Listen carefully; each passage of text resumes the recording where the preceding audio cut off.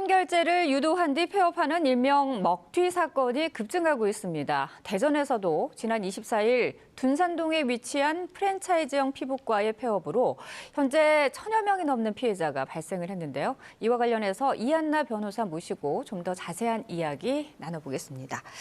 자, 이번 둔산동 소재 피부과의 경우 문을 닫기 하루 전까지도 회원권 등록을 받았기 때문에 쉽게 이게 폐업을 할 거라는 상상을 전혀 못했던 상황이거든요. 이번 사건 어떻게 발생하게 된 겁니까? 네, 둔산동에 위치한 해당 병원은 저도 이름을 듣고 깜짝 놀랐는데요. 네. 우리 지역뿐만 아니라 전국적으로 나름 규모가 있다고 알려진 병원이었습니다. 해당 피부과 지난 금요일 갑작스레 휴업을 했고요. 현재 병원 홈페이지에는 임시 휴업 중이라는 안내문이 올라와 있습니다. 지금 폐업 사실 알려진 지 지금 2, 3일 정도밖에 지나지 않았는데도 네. 파악된 피해자가 지금 1000명이 넘는 것으로 알려져 있고요. 사건 발생한 지 얼마 안 된 점 고려하면 앞으로 피해자 더 많이 늘어날 것으로 예상이 좀 됩니다. 네. 이 보통 피부과에서는 여러 회차의 정기적인 시술권을 선결제하는 방식으로 금액을 결제하기 때문에요. 피해 금액도 적지 네. 않을 걸로 예상됩니다. 네. 말씀하신 것처럼 이 프랜차이즈형 피부과이기 때문에 아무래도 브랜드 네임을 믿고 선결제 하신 분들이 많으실 거라는 생각이 드는데 이번 사건의 경우에 본사 측에서는 이 해당 지점의 독자적인 경영이기 때문에 우리에게는 책임이 없다. 이렇게 현재 회피하고 있는 상황인데 이처럼 의료기관이 병원비를 선결제한 후에 폐업을 할 경우에 어떤 처벌이 따르게 됩니까? 말씀하신 대로 정말 영업을 중단하기 하루 직전까지도 적극적인 마케팅하면서 결제를 받은 것으로 알려졌는데요. 시술비를 받을 당시에 이미 폐업이 예정돼 있었다거나 아니면 장내 진료 자체가 좀 불투명한 상황에서도 돈을 받았다면 형법상 사기죄로 당연히 처벌받을 수 있습니다. 그리고 지금 병원 같은 경우에는 의료기관으로서 의료법의 적용을 받고 있는데요. 폐업을 할 당시에 적절하게 환자의 권익보호를 해야 한다는 법조항이 정해져 있거든요. 그런데 이러한 조치를 제대로 하지 않았다고 판단이 되는 경우에는 또 의료법 위반으로도 처벌을 받을 수가 있습니다. 네. 그리고 이러한 경우 이제 해당 의사 병원장이죠. 그는 면허 취소 여부까지도 지금 검토가 될 수 있고요. 네. 작년에 개정된 의료법에 따르면 금고 이상의 형을 받은 경우에는 이제 면허 취소되는 그런 규정도 있어서 그럴 가능성이 충분히 있어 보입니다. 네. 자, 근데 사실 이런 비슷한 사건들이 연이어서 발생을 하고 있지 않습니까?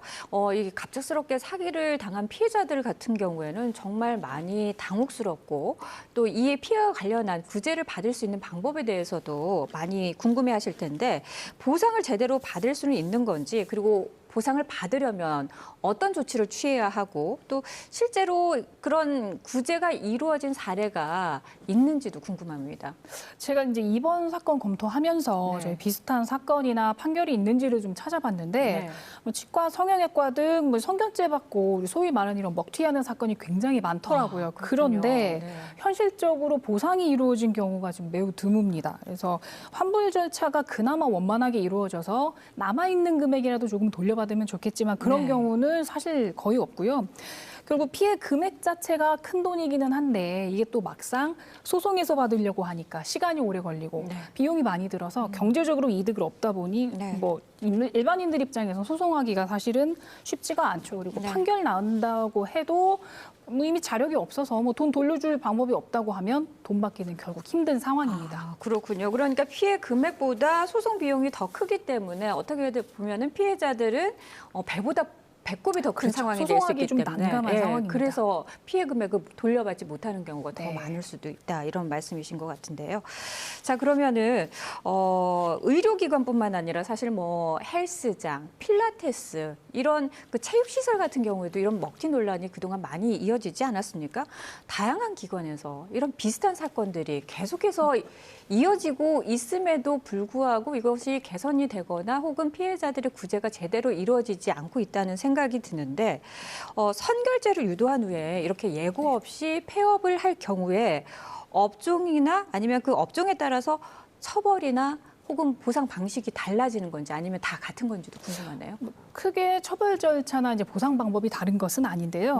말씀하신 대로 제 기억에도 이미 한 작년에도 저 네. 우리 지역 포함해가지고 필라테스, 헬스 이런 프랜차이즈에서 먹튀 사건이 발생을 했었어요. 그런데 뭐 이들 특징은 폐업하기 하루 전날까지 정말 영업을 열심히 한다는 건데 이러한 행위는 제가 앞서 말씀드린 것처럼 형법상 사기범죄에 해당하고요. 그리고 형사처벌 받는 건 너무나도 당연합니다.